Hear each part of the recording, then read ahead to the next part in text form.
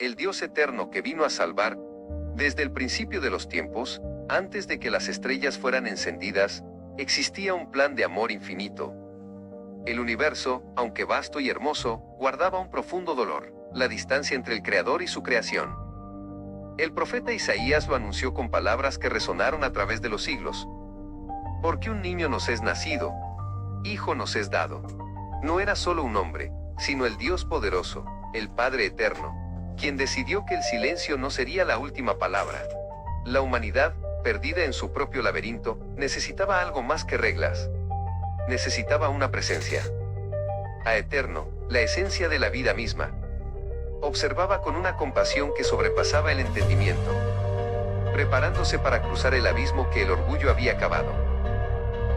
Para explicar este misterio, se cuenta la historia de un gran rey cuyo reino fue dividido por la traición.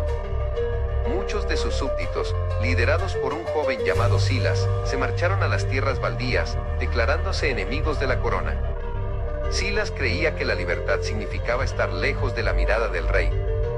Pero pronto descubrió que las tierras del olvido eran frías y estériles. El odio hacia el rey creció en el corazón de Silas. No porque el rey fuera cruel, sino porque su propia culpa le impedía imaginar el perdón. El rey, sin embargo, no envió ejércitos para destruir a los rebeldes. En lugar de espadas, preparó un banquete de reconciliación. Pues su deseo no era la victoria sobre sus súbditos, sino el rescate de sus corazones.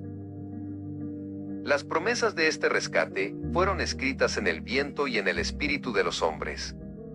El profeta Oseas habló de un amor que persigue al infiel. Un Dios que atrae con cuerdas de ternura y lazos de amor, incluso cuando el pueblo se desvía. Zacarías, por su parte, profetizó la humildad de este rey. He aquí tu rey vendrá a ti, justo y salvador, humilde, y cabalgando sobre un asno.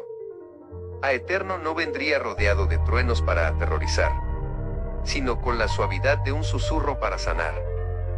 La majestad del cielo se despojaría de su brillo para vestirse de polvo y cansancio, buscando a los que, como Silas, se habían perdido en la oscuridad de su propio exilio.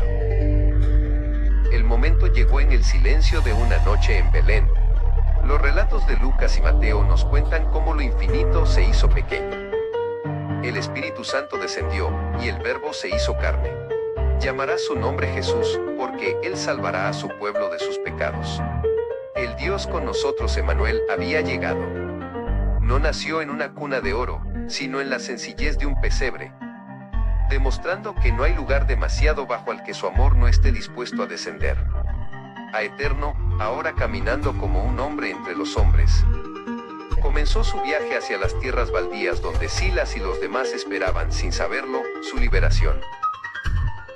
En la parábola, el rey decidió hacer algo inaudito. Entró solo y desarmado en el campamento de sus enemigos. Cuando Silas vio al rey acercarse, desenvainó su espada oxidada, gritando amenazas. Pero el rey no retrocedió.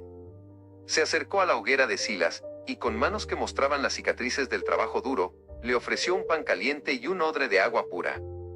No he venido a juzgar tu rebelión, dijo el rey con una voz que calmaba las tormentas. He venido a invitarte a casa. Mi perdón es más grande que tu traición. Silas, confundido por tal muestra de gracia, sintió que el peso del odio comenzaba a desmoronarse bajo la mirada compasiva de su soberano. Un rey que perdona a sus enemigos, pensó Silas, no los derrota, los transforma en amigos. Esta es la esencia de la redención que Jesucristo trajo al mundo. Él no vino a condenar al mundo, sino para que el mundo fuera salvo por él. A través de sus palabras y sus milagros, Jesús mostró que el reino de Dios pertenece a los humildes y a los que reconocen su necesidad. La justicia de Dios se encontró con su misericordia en un abrazo perfecto. Así como el rey de la parábola extendió su mano a Silas, Cristo extendió sus manos a una humanidad que le rechazaba, ofreciendo una paz que el mundo no puede dar ni quitar.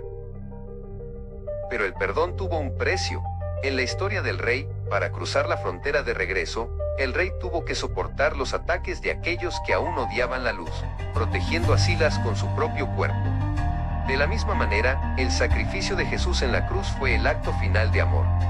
El Dios eterno, que vino a salvar, cargó con las culpas y los dolores de todos. el velo se rasgó, y el camino hacia el Padre quedó abierto para siempre. No fue un accidente, sino el cumplimiento de la promesa voluntaria de un Dios que prefiere morir antes que vivir sin su creación. La muerte fue vencida por la vida que no tiene fin. El apóstol Tito escribió que la gracia de Dios se ha manifestado para salvación a todos los hombres. Esta gracia no es solo un regalo para el futuro, sino una fuerza que transforma el presente. Silas, ahora de regreso en el palacio, no era un sirviente temeroso, sino un hijo amado. La restauración fue completa. Las heridas de su pasado se convirtieron en testimonios de la bondad del Rey. Así, la venida de Cristo nos enseña a vivir con sobriedad, justicia y piedad, aguardando la esperanza bienaventurada. El Dios que vino una vez en humildad, habita ahora en los corazones de quienes le reciben, transformando sus desiertos personales en jardines de esperanza. La historia del Dios eterno es una invitación constante a la restauración. Él no busca personas perfectas, sino corazones dispuestos a ser amados. Como el rey y Silas sentados a la orilla de un río cristalino, Dios desea comunión con nosotros. La Biblia termina con una promesa de restauración total. Un cielo nuevo y una tierra nueva donde ya no habrá llanto ni dolor. El plan que comenzó antes de la creación, llega a su clímax en la amistad eterna entre el Creador y el hombre. El perdón no solo borró el pasado de Silas, le dio un propósito y un futuro lleno de luz al lado de su Salvador. Hoy, la promesa sigue vigente. El Dios que habló a través de Isaías, Oseas y Zacarías, el que nació en Lucas y Mateo, y el que nos redime en Tito, es el mismo que llama a la puerta de cada corazón. Él vino a salvar, a buscar lo que se había perdido, y a transformar enemigos en amigos, a través del poder de su perdón.